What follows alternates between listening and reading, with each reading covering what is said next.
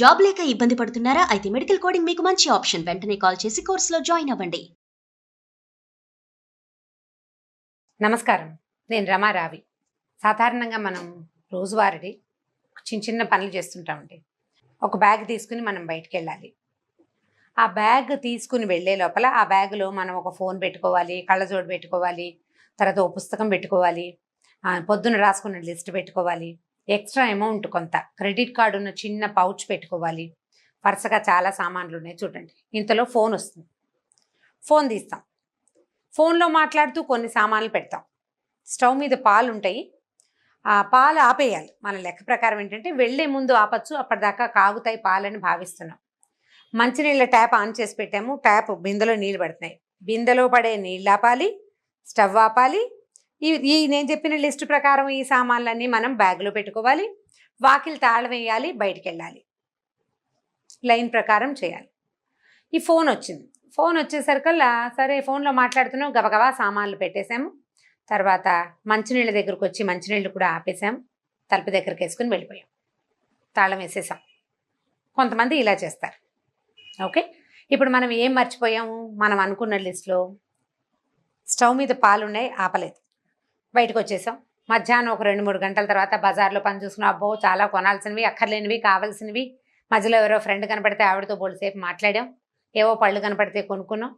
మధ్యలో కళాంజలి ఏదో లేకపోతే ఇంకొకటో కళ్యాణ వైభోగమో షాప్ ఏదో కనపడింది. బయట నుంచి కాస్త విండో షాపింగ్ చేసాం. మన రెగ్యులర్ ప్రాక్టీస్ ఉంటుంది కదా, చేసేసాం. చేసి చూసి ఇంటికి వెళ్ళేసరికల్లా వాకిట్లో ఆటో దిగుతూ ఉండగానే వాచ్మెన్ చెప్తాడమ్మా మీ ఇంట్లో నుంచి ఏదో మాడిపోయిన వాసన వస్తుంది అని. నేనేం పెట్టలేదే అని చెప్తాం ఫస్ట్. మా ఇంట్లోంచి అయి ఉండదు. మెట్లు ఎక్కుతాం లేదా లిఫ్ట్ ఎక్కుతాం. తలుపు తీసాక మనకు అర్థమవుతుంది. అప్పుడు మనకి జ్ఞాపకం వస్తుంది స్టవ్ వదిలేసాము అని. ఈ తప్పు ఎవరిదండి? ఫోన్ చేశారు. ఎప్పుడు అంతే, బయటికి వెళ్ళేటప్పుడే ఫోన్ చేస్తారు. ఏదో ఒక సోది, ఉపయోగం లేదు, పాడు లేదు. వాళ్ళ వల్లే నేను పాలాపలేదు అనేసి ఇక వాళ్ళని తిట్టి ఈ లోపల భర్తో, అత్తగారో, పిల్లలు, పక్కింటి ఆంటీయో ఎవరైనా వస్తే వాళ్ళ కూడా ఎప్పుడు ఫోన్లండి తలకాయ నొప్పి, మా వాళ్ళకి పని పాట ఉండదు, మా కజిన్ దానికి ఏం తోచదు, ఈ టైంలో అది ఫ్రీగా ఉంటుంది, నాకు ఫోన్ చేస్తుంది, మొన్న కూడా అంతే ఇలాగే అయ్యింది అని దాన్ని తిట్టుకుని అసలు గిన్నె బయట పారేసి ఆ వాసన పోవడానికి ఎగ్జాస్ట్ ఫ్యాన్ ఆన్ చేసుకుని సాయంత్రం లోపల ఎవరెవరికి ఎన్నిసార్లు మనం చెప్తామో. ఫోన్లో పడి పాలాపటం మర్చిపోయాను అన్న వాక్యం ఎంతమంది తీసుకుంటారండి? నేను కూడా తీసుకోను. ఎప్పుడు ఇలాగే వేళకు ఫోన్ చేస్తారు. ఇలా ఫోన్ వచ్చింది అంతే.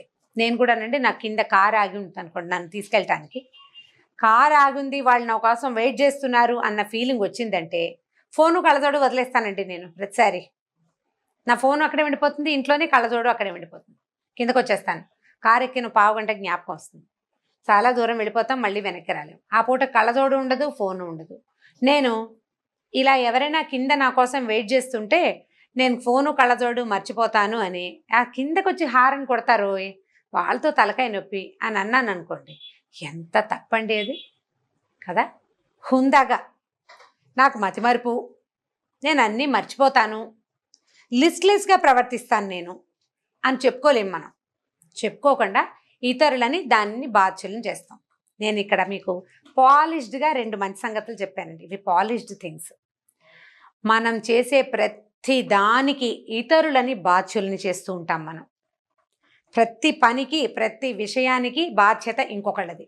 వాళ్ళ వల్లే ఇది చెడిపోయింది. మనం భార్యాభర్త కొట్టుకోగానే మా పెళ్లి చేసిన పురోహితుడి దగ్గరికి వెళ్ళిపోవటం, లేదా పెళ్లి సంబంధం తెచ్చిన మేనమావ దగ్గరికి వెళ్ళిపోవటం. మీ అమ్మ వల్లే ఇదంతా వచ్చింది, లేదా మీ చెల్లి వల్లే ఇదంతా వచ్చింది. కొట్టుకు చచ్చిన వాళ్ళిద్దరూ మీరు ఇంట్లో బాగానే ఉంటారు, సాయంత్రానికి కులాసాగా కబులు చెప్పుకుంటారు టీ తాగుతూ. మధ్యలో ఆడపడుచు, పురోహితుడు వాళ్ళు ఏం చేస్తారండి? వాళ్ళు ఏం చేయలేరు. మీరు తూర్పారబట్టడం ఎవరో ఒకళ్ళని. ఇలాంటి విషయాలు వింటున్న మీ పిల్లలు ఎప్పుడూ తమ తప్పుకి బాధ్యత తీసుకోరు. ఏరా కింద పడికి దెబ్బ కొట్టుకుంటాడు పిల్లాడు, ఏరా పడ్డావు, ఎందుకని పడ్డావు వెదవా అంటాం. అయ్యో పడ్డావా అనరండి సాధారణంగా. ఎందుకు పడ్డావు, ఎందుకు బయటికి వెళ్ళావు అంటే వాడెవడో నన్ను పిలిచాడు అందుకే నేను బయటికి వెళ్ళి. ఆ పిల్లాడు ఎప్పుడు పిలుస్తాడమ్మా మా వాడిని, వీడు కింద పడిపోతాడు. పిలిచిన వాడిదే తప్పు. మనం అసలు చచ్చినా ఆ జరిగిన విషయానికి ఎవరి వల్ల జరిగిందో వాడిని బాధ్యత తీసుకోమని నేర్పించము, మనం నేర్చుకోము. మనిద్దరం కొట్టుకోవటానికి ఇక్కడ లేని వ్యక్తి వాళ్ళ మాటలు వచ్చినాయి, తర్వాత పోట్లాడుతుంది కాబట్టి వాళ్లే కారణం. పోట్లాడుకున్న వాళ్ళిద్దరూ ససోటాలే విచిత్రంగా. ఇట్లా మన జీవితం అంతా ఎవరో ఒకళ్ళని, ఇతరులని ఇక్కడ జరిగే ప్రతి సంఘటనకి బాధ్యులు చేస్తూ ఉంటాం. చేస్తాం అందరం. ఆలోచించుకుని చూడండి. నేను చెప్తుంటే నవ్వొస్తోంది, మీకు సరదాగా ఉంది, నాకు అర్థమైంది. ఎందుకంటే మా కెమెరామెన్ కూడా తెగ నవ్వొచ్చేస్తోంది బడికి. బోల్డ్ నవ్వేస్తున్నాడు అబ్బాయి. ఇలాగే నవ్వొస్తుందండి. కానీ నిజంగా మనం రోజులు 5-6 సార్లు చేస్తాం ఈ పని. ఉప్పేయటం మర్చిపోవడానికి ఫోన్ కారణం. చారులో ఉప్పేయం, అది మర్చిపోవడానికి అప్పుడే ఎవరో బెలగొట్టారు, అప్పుడే పిల్ల వచ్చింది, అప్పుడే పిల్లాడు ఏడ్చాడు, అప్పుడే ఏదో. అయ్యో నేను ఉప్పేయటం మర్చిపోయాను అని అనం. ఆ టైంకి వాళ్ళు పిలిచారు, దానివల్ల ఇలా అంటే మనని అడగలే, ఎవరైనా అడిగితే వస్తుంది సమాధానం, ఇలా ఎందుకు చేయలేదు అని. ఎప్పుడు హుందాగా ఈ తప్పు నాదే అని గనక మీరు ఒప్పుకోగలిగారా, బ్రెయిన్ భలే సక్రమంగా పనిచేస్తుందండి. మనం కారణాలు వెతకం, ఇతరులని నిందించం. ప్రతిసారి నేను చేసిన వెధవ పనికి ఇంకొకరిని కారణం చేసే ఉద్దేశం మనకి కలగదు. మనం చెయ్యకపోతే మన పిల్లలు చెయ్యరు. మన పిల్లాడికి సిగరెట్ తాగే అలవాటైతే ఆ సిగరెట్ అలవాటు నేర్పించిన వాడు దుర్మార్గుడని అనుకోకూడదు. ఫ్రెండ్స్ సిగరెట్ కాలుస్తుంటే వాళ్ళ దగ్గర వీడు నేర్చుకున్నాడు, వీడిదే తప్పు, వీడి స్నేహాలు మంచివి కావు, జతలు మంచివి కాదు, వీడికి స్నేహాలు సరైన వాళ్ళు లేరు, స్నేహితుల వల్లే వీడు చెడిపోయాడు. వీడే మొదలుపెట్టి ఉండొచ్చు కూడా, మనకు తెలియదు. మన పిల్లాడు మనకి ఎప్పుడు బంగారు కొండే. పిచ్చి వెధవండి, వెర్రిబాగులు వాడు. మా వాడికి ఏమీ తెలియదు, లేదా మా పిల్ల బంగారు తల్లి, దానికి అసలు ఏం తెలియదు. ఆ ఫ్రెండ్ ఉందే జగజ్జంత్రి ఆ పిల్ల అని రెండో పిల్లని అంటూ ఉంటాం. అమ్మాయి కూడా కొన్నాళ్ళు పోయాక నేనేం చేయలేదమ్మా, అదే నన్ను చేయమందమ్మా అని చెప్తుంది. ఆ తర్వాత జీవితంలో ముందుకెళ్ళినప్పుడు అంతా ఏం చేస్తుంది, ప్రతిసారి తన తప్పిదాలకి ఇతరులని బాధ్యుల్ని చేస్తుంది. మనం లైఫ్ చేంజింగ్ థింగ్స్లో, జీవితంలో సాధించవలసిన మార్పుల్లో ఇతరులని మన తప్పిదాలకి బాధ్యులని చేయకండి, చెయ్యొద్దు. మన తప్పుకి, మన జీవితంలో జరిగే పొరపాట్లకి 90% మనమే బాధ్యులుగా ఉంటామండి. ఒక్క 10% ఎవరో బలవంతంగా మన చేత అది చేయిస్తారు, దురదృష్టవశాత్తు జరుగుతాయి. అవి లేవని నేను అంటలా, లేవని నేను అన్ను. మన పిల్లల్ని ఎవరైనా తప్పుదోవ పట్టించే అవకాశం డెఫినెట్గా ఉంది. కానీ అది 100% ఉండదు, ఒక 10-20% ఉంటుంది. ఫేస్బుక్లో స్నేహాలు చేసి, ఇంటర్నెట్లో స్నేహాలు చేసి, పెద్దవాళ్లతోటి ఫ్రెండ్షిప్లు చేసి పిల్లలు వాళ్ళ వెనకాల పడి వెళ్ళిపోయి ప్రమాదాలకి గురవుతున్నారు. ఇంటర్నెట్ది తప్పు కాదు. ఆ రకమైన ప్రోవోక్ చేసి అవబడే లక్షణం పిల్లల్లో ఉండటం, పిల్లలకి అంత సమయం ఇవ్వడం, అవన్నీ మన తప్పులు కూడా ఉంటాయి. అవతల వాళ్ళు ఒకళ్ళే దుర్మార్గులు ఎవరు, మనలో కూడా కొంత మిస్టేక్ ఉంది. మన మిస్టేక్ని కరెక్ట్ చేసుకోవడానికి ట్రై చేయండి. తప్పు ఎక్కడ జరిగింది అనేటప్పుడు ఇతరుల దగ్గర కాకుండా మన దగ్గర నుంచి ప్రశ్న మొదలు పెట్టుకోండి. జీవితం అంతా ప్రశ్నలమయం చూడండి కదా.